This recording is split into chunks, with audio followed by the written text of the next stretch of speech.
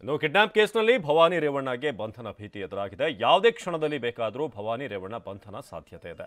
ನಿರೀಕ್ಷಣಾ ಜಾಮೀನು ರದ್ದಾಗಿರುವಂತಹ ಹಿನ್ನೆಲೆ ಅರೆಸ್ಟ್ ಸಾಧ್ಯತೆ. ಭವಾನಿ ರೇವಣ್ಣ ಬಂಧನಕ್ಕಾಗಿ ಬಲೆ ಬೀಸಿರುವಂಥ ಎಸ್ಐಟಿ ವಿಚಾರಣೆಗೆ ಹೊಳೆನರಸೀಪುರಕ್ಕೆ ಆಗಮಿಸಿರುವಂಥ ಎಸ್ಐಟಿ ಅವರು ವಿಚಾರಣೆಗೆ ಬರೋದಾಗಿ ನೋಟಿಸ್ ನೀಡಿದ್ದಾರೆ. ಈಗಾಗಲೇ ಎಸ್ಐಟಿ ಮುಂದೆ ಹಾಜರಾದರೆ ಭವಾನಿ ಬಂಧನ ಫಿಕ್ಸ್ ಆಗುತ್ತೆ. ತೀವ್ರ ಕುತೂಹಲ ಕೇಳಿಸಿದಂಥ ಎಸ್ಐಟಿಯ ವಿಚಾರಣೆ. ಬಂಧನ ವಿಚಾರವಾಗಿ ಈಗ ಸದ್ಯಕ್ಕೆ ಎಲ್ಲಿದ್ದಾರೆ ಭವಾನಿ ಅನ್ನೋದು ಕೂಡ ಮಾಹಿತಿ ಇಲ್ಲ. ಯಾವುದೇ ಕ್ಷಣದಲ್ಲಿ ಬೇಕಾದರೂ ಭವಾನಿ ರೇವಣ್ಣ ಅವರ ಬಂಧನ ಸಾಧ್ಯತೆ ಇದೆ. ನಿರೀಕ್ಷಣಾ ಜಾಮೀನು ರದ್ದಾಗಿರುವಂತಹ ಹಿನ್ನೆಲೆ ಅರೆಸ್ಟ್ ಯಾವುದೇ ಕ್ಷಣದಲ್ಲಿ ಬೇಕಾದರೂ ಭವಾನಿ ರೇವಣ್ಣ ಬಂಧನ ಸಾಧ್ಯತೆ ಇದೆ.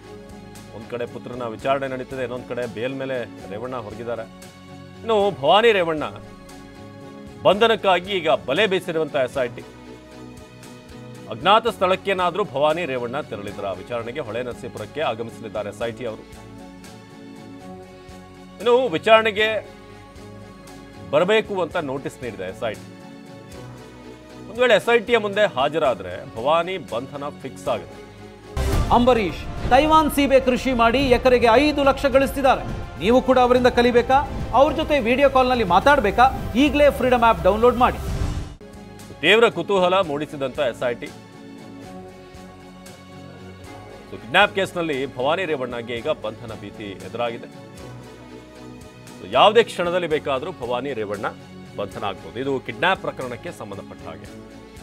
ನಿರೀಕ್ಷಣಾ ಜಾಮೀನು ರದ್ದಾಗಿರುವಂತಹ ಹಿನ್ನೆಲೆ ನಿನ್ನೆ ಕಾಯ್ದಿರಿಸಲಾಗಿತ್ತು ಕೋರ್ಟ್ನಲ್ಲಿ. 2:45ಕ್ಕೆ ವಿಚಾರಣೆ ಆರಂಭ ಆಯಿತು. ಆ ಸಂದರ್ಭದಲ್ಲಿ ಆದೇಶ, ಈ ಜಾಮೀನು ಅರ್ಜಿ ಏನಿದೆ ಅದು ವಜಾ ಆಗುತ್ತೆ. ಅದಾದ ನಂತರ ಭವಾನಿ ರೇವಣ್ಣ ಅವರಿಗೆ ಈ ಬಂಧನದ ಭೀತಿ ಹೆಚ್ಚಾಗಿರೋದು. ಇನ್ನೇನು ಯಾವುದೇ ಕ್ಷಣದಲ್ಲಿ ಬೇಕಾದರೂ ಭವಾನಿ ರೇವಣ್ಣ ಬಂಧನ ಆಗ್ಬೋದು. ಈಗಾಗಲೇ ಎಚ್ ಡಿ ರೇವಣ್ಣ ಜೈಲಿಗೆ ಹೋಗಿ ಬೇಲ್ ಮೇಲೆ ಹೊರಗಿದ್ದಾರೆ. ಅದಾದ ನಂತರ ಈಗ ಭವಾನಿ ರೇವಣ್ಣ ಕೂಡ ಜೈಲು ಸೇರುವಂಥ ಸಾಧ್ಯತೆ ಇದೆ. ಇಡೀ ಫ್ಯಾಮಿಲಿ ಈಗ ಸಂಕಷ್ಟದಲ್ಲಿರೋದು. ಇದು ವಿಚಾರಣೆಗೆ ಹೊಳೆನರಸೀಪುರಕ್ಕೆ ಎಸ್ಐಟಿ ಅವರು ಆಗಮಿಸಲಿದ್ದಾರೆ.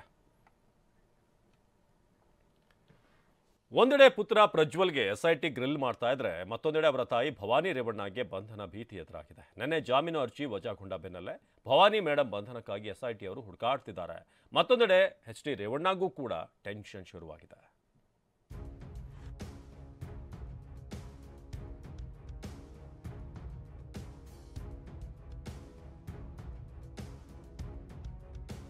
ಮಗನಿಗೆ ಭೀತಿ, ಅಪ್ಪನಿಗೂ ಫಜೀತಿ. ಇನ್ನೂ ಅಮ್ಮನ ಪ್ರಕರಣವೇ ಮತ್ತೊಂದು ರೀತಿ.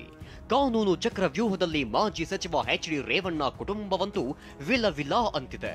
ಅಪ್ಪ ರೇವಣ್ಣ ಕಾನೂನು ಹೋರಾಟ ನಡೆಸಿ ಕೊಂಚ ನೆಟ್ಟುಸಿರು ಬಿಟ್ಟಿದ್ರೆ, ಮಗ ಪ್ರಜ್ವಲ್ ಅತ್ಯಾಚಾರ ಕೇಸ್ನಲ್ಲಿ ಎಸ್ಐಟಿ ವಶದಲ್ಲಿದ್ದಾರೆ. ಹೀಗಿರುವಾಗ ತಾಯಿ ಭವಾನಿ ರೇವಣ್ಣ ಸುತ್ತಲೂ ಸಂಕಷ್ಟದ ಸುಂಟರ ಗಾಳಿ ಬೇಸೋಕೆ ಶುರುವಾಗಿದೆ. ಮಹಿಳೆ ಕಿಡ್ನಾಪ್ ಕೇಸ್ನಲ್ಲಿ ನಿರೀಕ್ಷಣಾ ಜಾಮೀನು ಕೋರಿದ್ದ ಭವಾನಿ ಅರ್ಜಿ ವಜಾಗೊಂಡಿದೆ. ಹೀಗಾಗಿ ಭವಾನಿಗೆ ಬಂಧನ ಭೀತಿ ಎದುರಾಗಿದೆ. ಬಂಧನ ಭೀತಿ, ಎಸ್ಕೇಪ್ ಆದ್ರ ಭವಾನಿ ರೇವಣ್ಣ. ಮೈಸೂರಿನ ಕೆಆರ್ ನಗರದಲ್ಲಿನ ಮಹಿಳೆ ಕಿಡ್ನಾಪ್ ಕೇಸ್ ಸಂಬಂಧ ಕಳೆದ ಮೇ 15ರಂದು ಭವಾನಿ ಎಸ್ಐಟಿಗೆ ಪತ್ರ ಬರೆದಿದ್ರು. ನಾನು ಹೊಳೆನರಸೀಪುರದ ಅಡ್ರೆಸ್ನಲ್ಲಿ ಇರ್ತೀನಿ, ಅವಶ್ಯಕತೆ ಎದುರೇ ವಿಚಾರಣೆ ನಡೆಸಬಹುದು ಎಂದಿದ್ರು. ಈ ಪತ್ರದ ಆಧಾರದ ಮೇಲೆ ನೋಟಿಸ್ ನೀಡಿರೋ ಎಸ್ಐಟಿ ಇಂದು ಬೆಳಗ್ಗೆ 10 ಗಂಟೆಯಿಂದ 5 ಗಂಟೆಯವರೆಗೆ ನೀವು ತಿಳಿಸಿದ ವಿಳಾಸದಲ್ಲೇ ವಿಚಾರಣೆ ನಡೆಸ್ತೇವೆ. ನೀವೇ ತಿಳಿಸಿದಂತೆ ನಿಮ್ಮ ಮನೆಯಲ್ಲಿ ವಿಚಾರಣೆ ನಡೆಸಲು ಅಧಿಕಾರಿಗಳು ಬರ್ತಾರೆ ಅಂತ ನೋಟಿಸ್ ಹೊರಡಿಸಿದೆ. ಆದರೆ ಮೇ 6ರಂದು ಹೊಳೆನರಸೀಪುರ ಮನೆಯಲ್ಲಿದ್ದ ಭವಾನಿ ಜೆಡಿಎಸ್ ಶಾಸಕರ ಭೇಟಿ ಬಳಿಕ ಹೊರ ಹೋಗಿದ್ರು. ಇದಾದ ನಂತರ ಈವರೆಗೂ ಯಾರ ಸಂಪರ್ಕಕ್ಕೂ ಸಿಕ್ಕಿಲ್ಲ. ಹೀಗಾಗಿ ಇಂದು ಹೊಳೆನರಸೀಪುರದ ಮನೆಯಲ್ಲೇ ಇರ್ತಾರಾ ಅನ್ನೋದು ಯಕ್ಷ ಪ್ರಶ್ನೆಯಾಗಿದೆ. ನಿರೀಕ್ಷಣಾ ಜಾಮೀನು ಅರ್ಜಿ ವಜಾಗೊಂಡಿರೋದ್ರಿಂದ ಭವಾನಿ ರೇವಣ್ಣರನ್ನ ಎಸ್ಐಟಿ ಬಂಧಿಸೋ ಸಾಧ್ಯತೆಯಿದೆ. ಜಾಮೀನು ಸಿಕ್ಕಿದರೂ ಎಚ್ ಡಿ ರೇವಣ್ಣಗೆ ಟೆನ್ಷನ್. ಮಹಿಳಾ ಕಿಡ್ನಾಪ್ ಕೇಸ್ನಲ್ಲಿ ಜಾಮೀನಿನ ಮೇಲೆ ಹೊರಗಿರೋ ಎಚ್ ಡಿ ರೇವಣ್ಣಗೆ ಟೆನ್ಷನ್ ಶುರುವಾಗಿದೆ. ಕೇಸ್ನಲ್ಲಿ ಎಚ್ ಡಿ ರೇವಣ್ಣ ಜಾಮೀನಿಗೆ ಆಕ್ಷೇಪ ವ್ಯಕ್ತಪಡಿಸಿರೋ ಎಸ್ಐಟಿ ಹೈಕೋರ್ಟ್ನಲ್ಲಿ ಅರ್ಜಿ ಸಲ್ಲಿಸಿತ್ತು. ಈ ಅರ್ಜಿಯ ವಿಚಾರಣೆ ನಿನ್ನೆ ನಡೆದಿದೆ. ಎಸ್ಐಟಿ ಪರ ಎಸ್ಪಿಪಿ ರವಿವರ್ಮಾ ಕುಮಾರ್ ವಾದ ಮಂಡಿಸಿದ್ರು.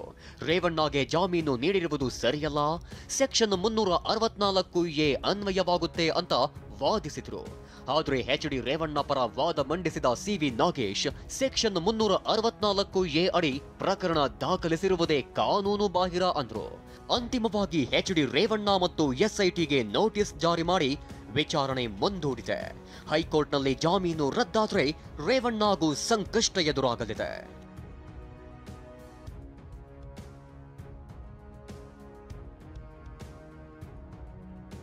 ರಮೇಶ್, ಟಿವಿ9 ಬೆಂಗಳೂರು.